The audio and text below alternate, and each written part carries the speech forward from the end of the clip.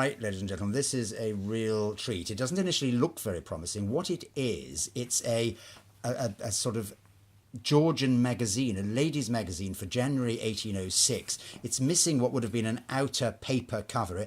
It hasn't, by the way, been removed from a volume of magazines. I think it was always a single magazine.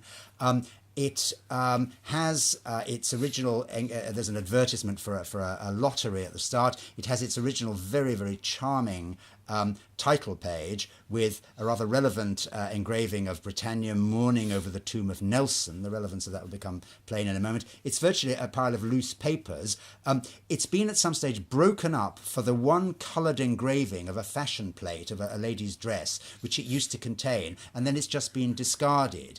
But what they've left are two delightful two engravings of ladies'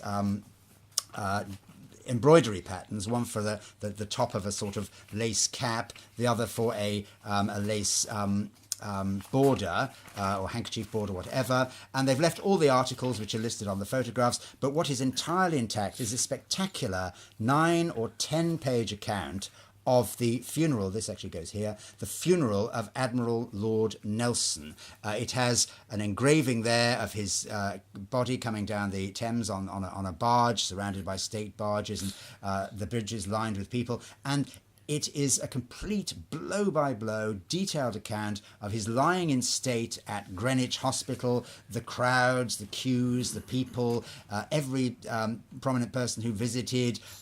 It mentions all sorts of other tiny details. It then talks about the procession by water down the Thames to the Admiralty, the order of procession of boats, the sailors, the demeanour of the sailors, how sailors were moved to tears, etc., etc.